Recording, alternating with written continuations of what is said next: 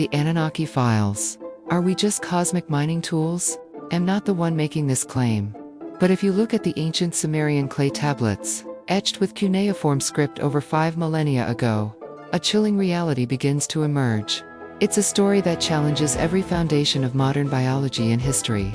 Around 450,000 years ago, according to these records, a group of celestial beings descended to our world.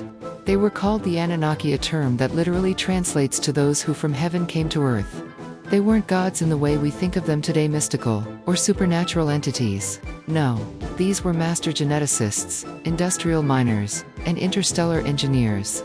According to the ancient records, they re-engineered the DNA of primitive primates to create Homo sapiens for one purely pragmatic, cold-hearted reason: to serve as a biological workforce in their global gold mining operations. Think about that for a moment. Our entire recorded history, our religions, and our cultures might have started as nothing more than a colonial mining project for an advanced extraterrestrial civilization. Where did these beings come from? The Sumerian astronomical texts describe a mysterious, massive celestial body called Nibiru. They claimed it was a rogue planet within our own solar system that follows a vast, highly elliptical orbit, taking 3,600 years to complete a single journey around the Sun. According to the Sumerians, each time Nibiru swings back toward the inner solar system, its massive gravitational pull triggers global cataclysms: the Great Flood of Noah, the sinking of lost continents. These weren't divine punishments. They were documented physical events caused by a planetary flyby. How did the Sumerians, living 3,000 years before the invention of the telescope, map our entire solar system with surgical precision? Their tablets correctly identify the positions, the colors, and even the relative masses of Uranus and Neptune planets that weren't discovered by modern science until 1781 and 1846. They even describe the watery nature of these outer giants. How is that possible? Did they have advanced optics we've lost to time, or did they have a bird's eye view from the stars themselves? Around 3500 BC, the Sumerian civilization appeared out of nowhere in the Fertile Crescent of modern-day Iraq. One day, there were just scattered, primitive tribes. A few centuries later, they had developed advanced writing, complex mathematics, and the base 60 system we still use for time today. Why is an hour 60 minutes? Because 5,000 years ago, the Anunnaki decided it should be. The Sumerians themselves left us the answer in plain text. Everything we know was a gift from the gods, but the gold mining operation required more than just workers. It required massive infrastructure. This is where the story connects to the most mysterious structures on Earth. Mainstream archaeology tells us the pyramids of Giza were built as tombs for pharaohs using copper chisels and wooden rollers. But the Sumerian tablets suggest a far more functional purpose. They describe these structures as ekers, house-like mountains equipped with crystals that served as energy beacons or navigational landmarks for incoming spacecraft from Nibiru. Look at the Great Pyramid. It is aligned to true north with an accuracy of within 3/60ths of a degree. It sits at the exact center of the Earth's landmass. It isn't just a building. It's a geodetic marker. When you align the Giza pyramids with the pyramids in Mexico, and the ancient structures in China, you realize they all share a common architectural DNA. They are part of a global grid, a planetary power plant, or a communication network built by the Anunnaki to manage their Earth-based operations. The tablets state that the gold was needed to repair Nibiru's atmosphere concept, mirroring modern geoengineering. For nearly 150,000 years, the lower-ranking Anunnaki, the Ajiji, performed the grueling labor in the deep mines of Africa. Eventually, they revolted. They burned their tools and demanded a replacement. To solve this labor crisis, their chief scientist and Prince N proposed a radical idea. Let us create a worker. He upgraded a local species of upright Aplycli Homo erectus using the Anunnaki's own DNA. The Sumerian texts, like the Atrahasis, describe the biological process in detail.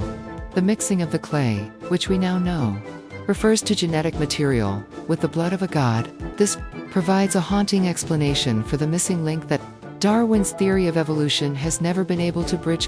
Why did the human brain jump so drastically in size in such a short window?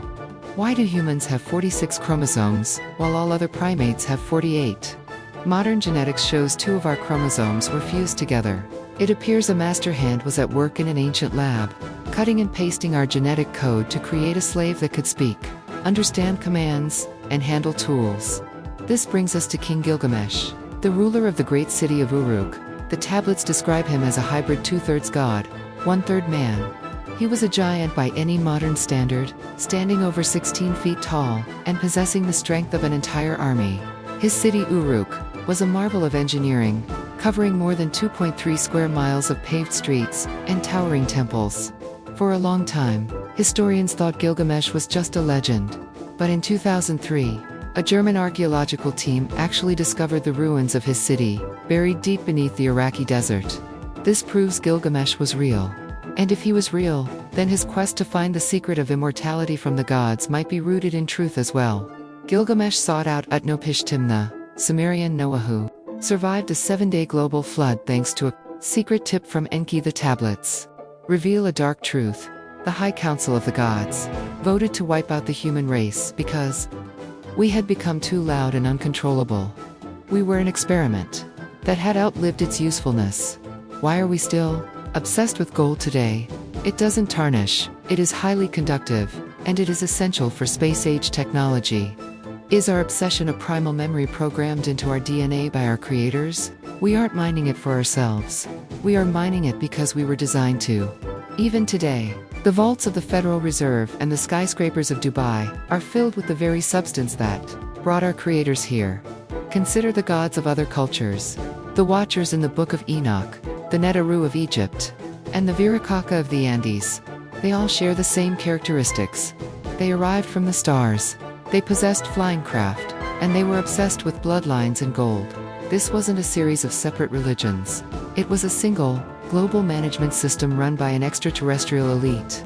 The ancient structures we see at Stonehenge, Machu Picchu, and Pumapunku were not temples of worship. They were industrial sites, laboratories, and observatories, designed to track the return of their home planet. So, where are they now?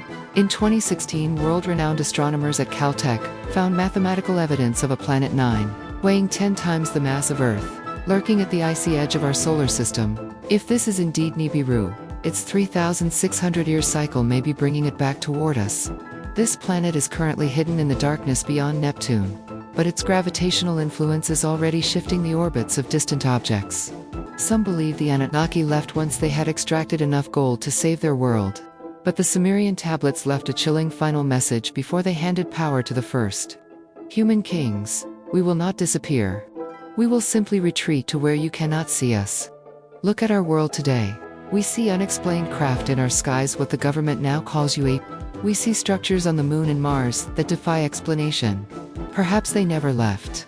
Perhaps they are still watching from bases deep beneath our oceans, waiting for the moment when their planet returns. Today, when we look up at the stars with our most advanced telescopes, we aren't just looking for aliens. We are looking for our ancestors. We are looking for the architects who built our world and then stepped into the shadows. The truth isn't found in the lies of politicians. It's etched into 5,000-year-old stone. It's time we finally found the courage to read the archives of our own creation. We were never alone. We were never just apes. We are the children of the stars, built to serve, but destined to wonder. And as the cycle of the heavens turns, the creators may soon return to see what their legacy has become. We are the inheritors of an ancient secret, and the clock is ticking. The gods are not in our prayers. They are in our DNA. And when Nibiru returns, the archive will be opened once again.